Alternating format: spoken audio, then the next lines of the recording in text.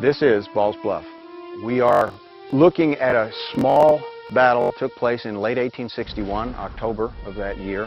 Significant largely because, it was actually north of the national capital. The fighting you tend to think of in the Civil War, with the exception of a couple of large battles later, all happened in Virginia, south of the national capital. Here, we're upriver from Washington. In Ball's Bluff battlefield, you can take a path out to the bluff, 85 feet over a narrow beach along the Potomac. You can stand where Union troops stood exhausted after fighting a whole day.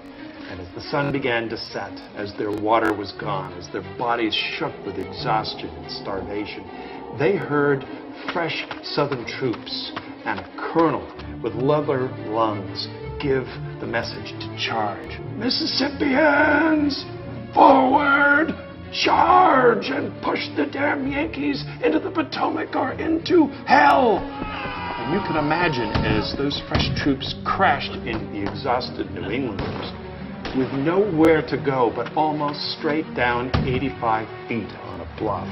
What an agonizing moment that must have been for them. Men slid down, jumped down, crashed down, some on top of each other, some on top of each other's bayonets, and then on a beach way too narrow for hundreds of men.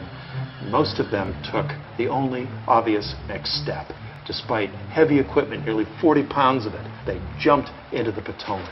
If you stood on top of that bluff, as some of the Confederates did, you could watch as the Union soldiers floundered in the water and finally went below the waves.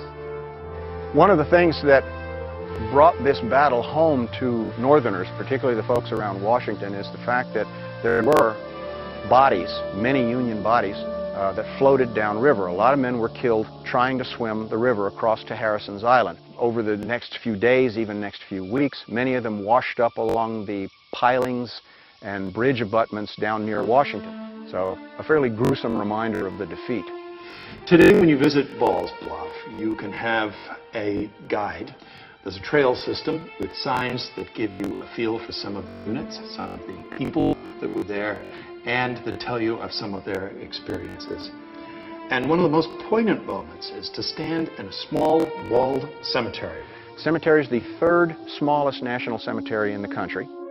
It's very small. It's only less than 50 feet square.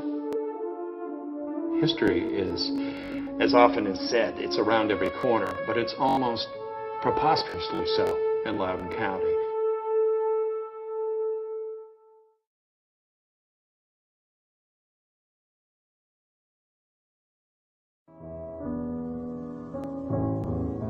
In 1913, the government held a 50th anniversary reunion at Gettysburg. It lasted 3 days. Thousands of survivors bivouacked on the old battlefield, swapping stories, looking up old comrades.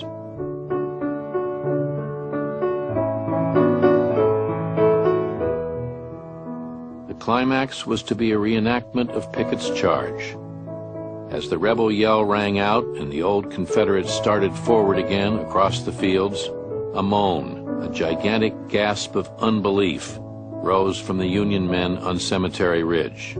It was then, one onlooker said, that the Yankees, unable to restrain themselves longer, burst from behind the stone wall and flung themselves upon their former enemies, not in mortal combat, but embracing them in brotherly love and affection.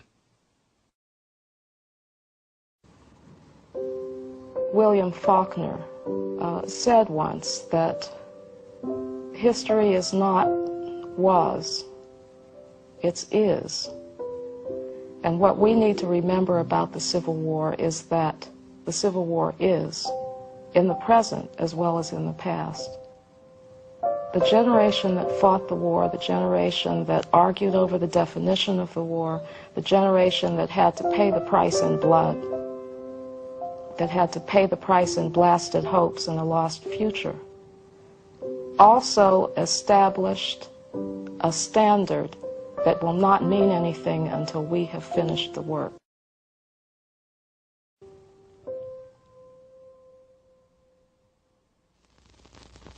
We're camping tonight on the old campground. Give us a song to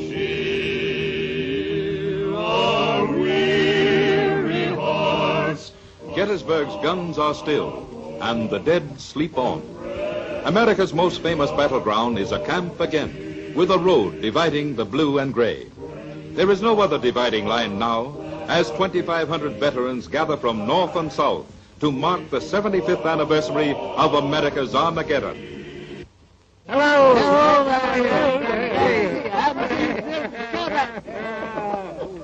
All right.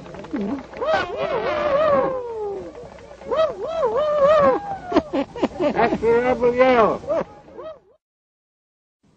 We think that we are a wholly superior people. If we'd been anything like as superior as we think we are, we would not have fought that war. But since we did fight it, we have to make it the greatest war of all times. And our generals were the greatest generals of all time. It's very American to do that.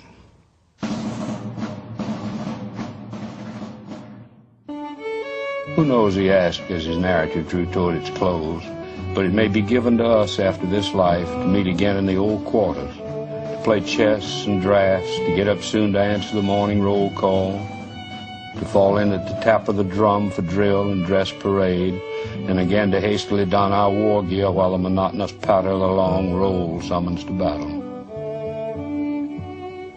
Who knows, but again the old flags, ragged and torn, snapping in the wind, may face each other and flutter, pursuing and pursued, while the cries of victory fill a summer day. And after the battle, then the slain and wounded will arise, and all will meet together under the two flags, all sound and well, and there will be talking and laughter and cheers, and all will say, did it not seem real? Was it not as in the old days?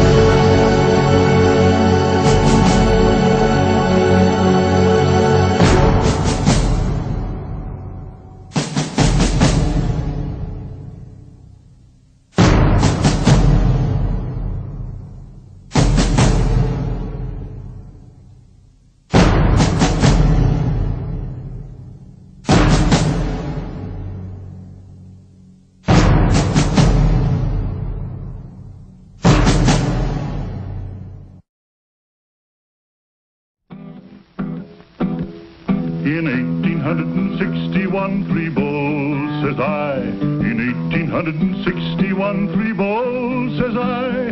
In 1861, we licked the Yankees at Bull Run. And we'll all drink stone blind, Johnny, come fill a bowl.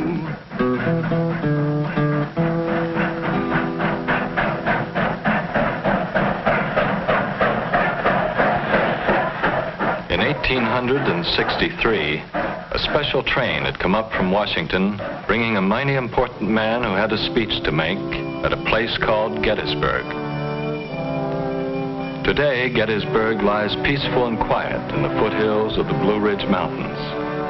But what happened there some time back is history.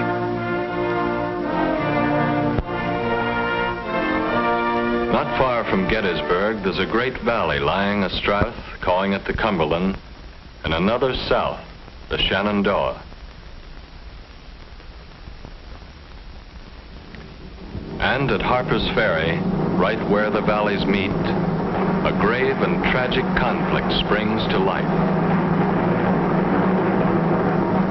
I, John Brown, am now quite certain that the crimes of this guilty land will never be purged away but with blood. John Brown's body lies a moldering in the grave, but it marched on above the great valley, anticipating a deadly struggle between two ways of life.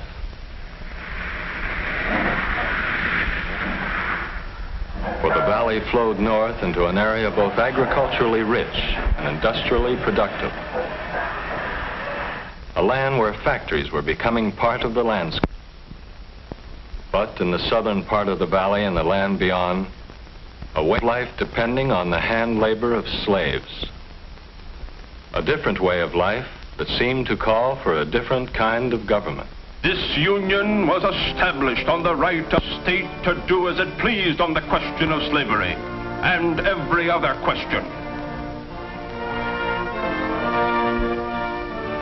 A house divided against itself cannot stand. April 12th, 1861. Confederate guns fire on Fort Sumter. The war had come. South Carolina had seceded from the Union in December of 1860, and 6 other slave states had soon followed. But the state of Virginia hesitated, even after Sumter, and whether it would secede or not was of grave concern to a Virginian named Robert E. Lee. If Virginia stands by the old Union, so will I. But if she secedes, then I will follow my native state with my life.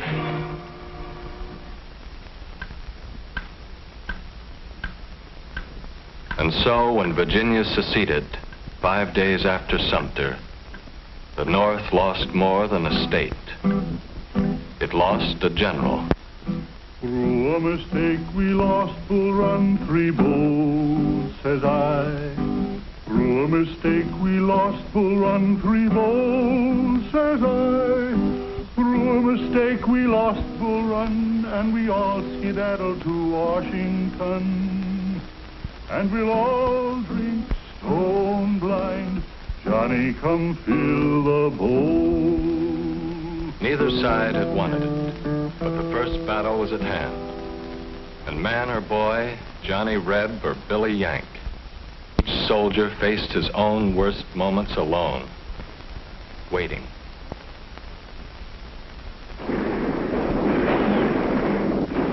The raw northern troops hadn't meant to run that day, but run they did. It wasn't going to be a short war. Bull Run was a defeat for the North, but not a decisive one. And by the spring of '62, McClellan, now with a tough and disciplined army, the Army of the Potomac, embarked aboard a huge fleet of wooden ships to the James River for a drive on Richmond. Hard fighting brought the Union Army to within 4 miles of Richmond, the heart and symbol of the Confederacy. But with victory almost within his grasp, McClellan learned that his own capital was threatened by Confederate cavalry. They were stopped by Union forces, but McClellan, despite his superior numbers, was defeated by Lee in a series of battles known as 7 days. Richmond was still threatened, but for that matter, so was Washington.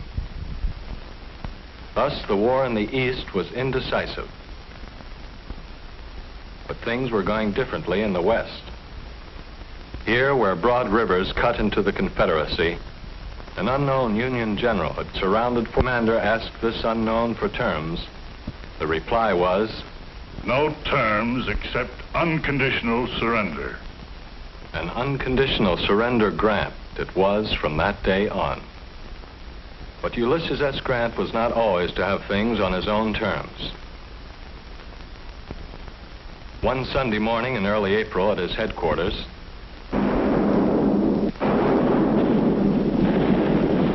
Grant's forces had been surprised, and thus began the terrible Battle of Shiloh. 40,000 Confederates pressed the Union troops to the very edge of the river, towards what looked like inevitable disaster. But Federal reinforcements arrived overnight, reinforcements which turned the tide of the battle. And when it was over, the Union Army held the ground, but at a cost more terrible than could be imagined. General Grant looked over the field. I looked at a field over which the Confederates had made charges the day before, so covered with dead.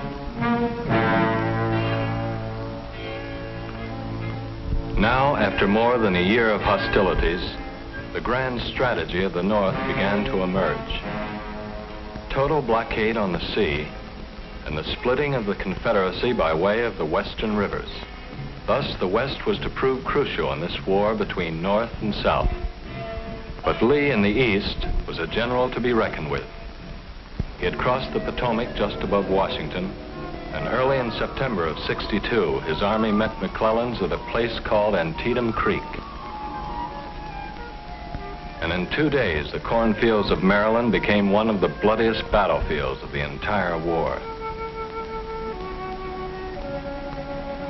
It was not news of a decisive victory which reached the White House, but it was enough of a victory and what Abraham Lincoln had been waiting for.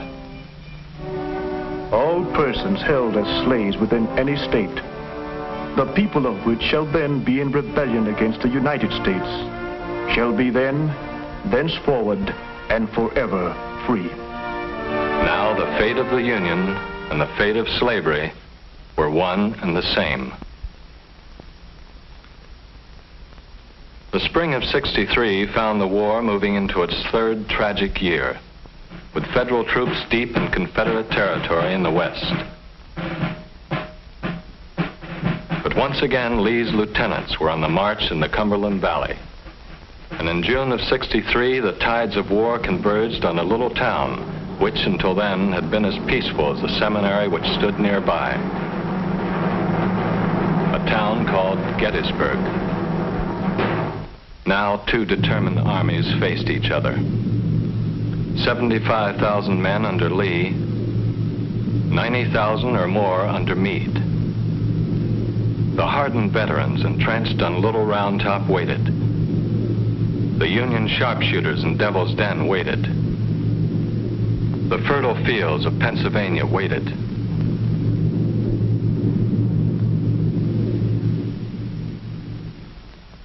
But Lee's first assault failed to dislodge the Federal troops from Cemetery Ridge. Meade's men got what sleep they could among the graves that night. The fighting had been hard. And when morning of the third day came, Lee mounted his fateful attack.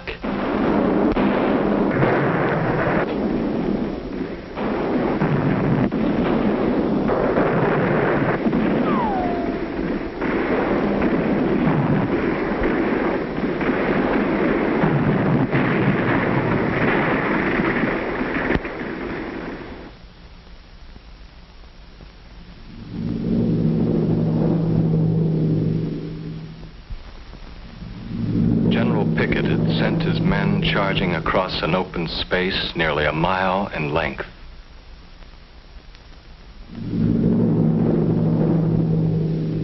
They had moved with the steadiness of a dress parade. Their defeat was one which all but sealed the fate of the Confederacy.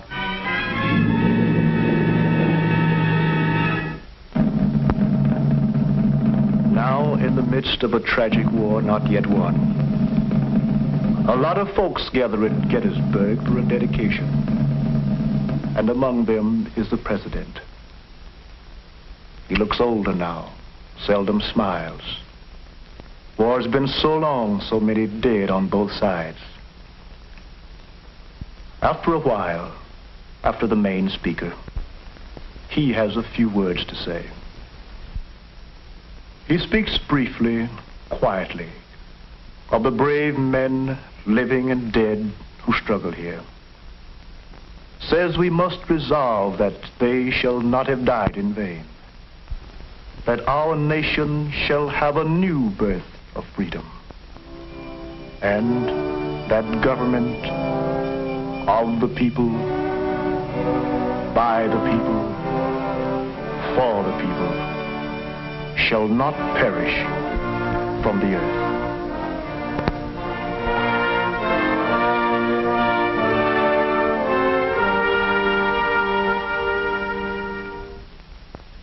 But the terrible war went on, and once again the West proved crucial. Vicksburg had surrendered to Ulysses S. Grant in July of '63. Then Grant took command in Chattanooga and stormed the Confederate positions on Missionary Ridge. East Tennessee, the way into Georgia, was now in Union hands, as was the Mississippi River. The Confederacy was divided, and in Grant, Lincoln had at last found a fighting general. Now placed in supreme command of all Union forces, Grant threw the Army of the Potomac into the Wilderness Campaign. Slashed at Lee's line, was pushed back, struck again and again. The South was slowly being worn down by the better equipped and larger armies of the North, by strangling blockade on the sea. And once again, word came from the West. Federal victories there were opening the way into Georgia. And the way into Georgia was taken by William Tecumseh Sherman. Atlanta fell to Sherman in August of '64, and then began a 300-mile march to the sea, a march whose mission was to destroy the productive heartland of the South, a march whose mission was accomplished. The garden area of the Confederacy was laid waste. In 1864, the rebels had enough of the war, and we'll all drink stone blind. Johnny, come fill the bowl.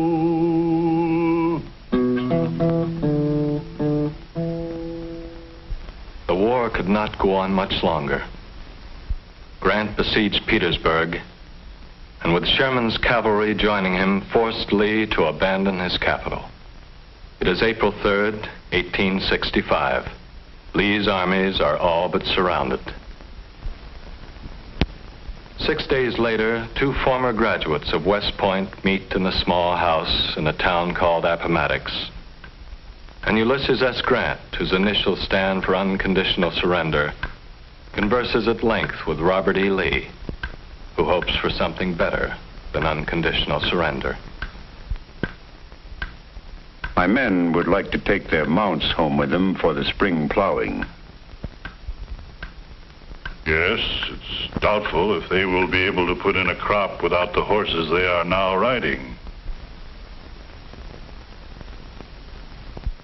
With malice toward none, with charity for all, let us bind up the nation's wounds, to care for him who shall have borne the battle, and for his widow and his orphan, to do all which may achieve and cherish a just and lasting peace among ourselves and with all nations.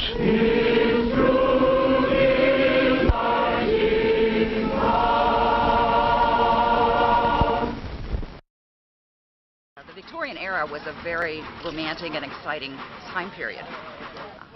And gentlemen are definitely gentlemen. Ladies are ladies as well. You're covered up. You know, the gentlemen don't even look at your ankles, ladies. So, but it was just so exciting. It's, you know, becoming another person. My great-grandfather, Alexander Ripon, was a member of the 1st Maryland Potomac Home Brigade. Mostly served in Harper's Ferry, guarding the trains and so forth. But he was here on Culp's Hill. I've walked where his unit was. And one of the generals spoke around 1863 that said they had recruited for the army to fight the battle on the field, but they had all these women fighting the battle on the home front. When their husbands went off to war, they were left with the responsibilities of maintaining their home, if they still had a home to maintain. Women would collect everything from medicines to clothing to socks. The women were giving aid in the churches and in the homes. The churches and the public buildings had hundreds of wounded soldiers. They would be cooking beef broth for the soldiers. They would be helping with the wounds. They were the Second Army that would supply things for the men. It's important to remember these major battles, to remember the soldiers who lost their lives for us, and all the other people who were part of it. It's important to remember that.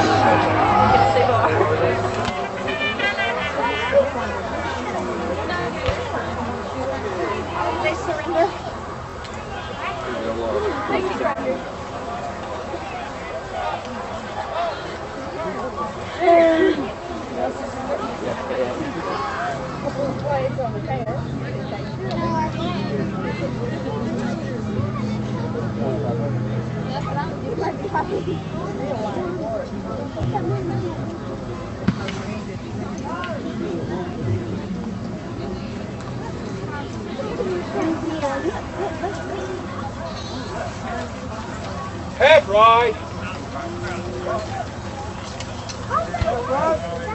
He's terrible, ain't it?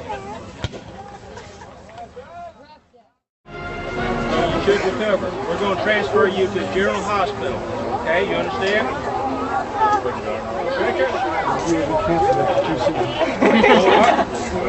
You think you can walk? All right, excuse me. Next. Don't person. We don't know. Don't worry about it. Relax, son. Don't worry about it. Okay? Need to do it. Breathe real deep.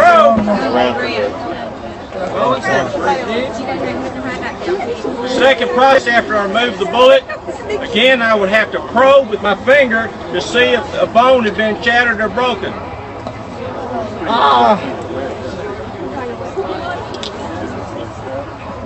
Okay, it's busted. I'm gonna have to cut it off. Don't take me on that. Tourniquet. Saw. The surgeon would make 2 cuts. To go around the arm, he would get as deep as he could the first cut, then he would go again to go all the way to the bone. The meat would be separated. I'm gonna need my saw. He'd use a bone saw to cut off the injured part.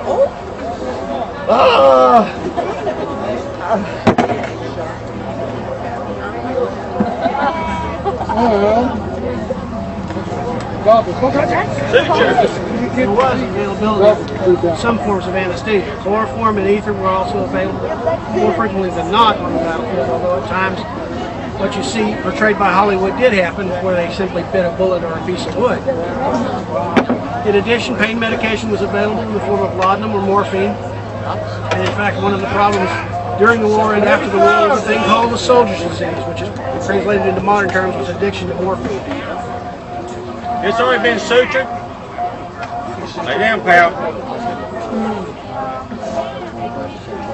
Of course, artillery when they Good, here's another bandage. I'll cover it up with this. Sterile technique was unheard of. Doctor, you need to stand. Doctor, in there. Ladies and gentlemen, what you have witnessed here today is a reenactment of a battle that did not happen here, but happened in many places across our country. During the 1860s, 61 to 1865, there were a total of 620 plus men who died.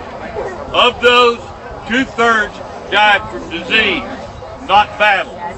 Surprisingly, the cannons and the swords did less damage than this little ball that you saw me pulling out of people. On behalf of all the reenactors, again, I apologize for the rain and everything. It was kind of nice here for a little bit. I want to thank you. I want to thank you for the plantation letting us set up here, and I want to thank y'all for coming. Thank you very much. Thank you.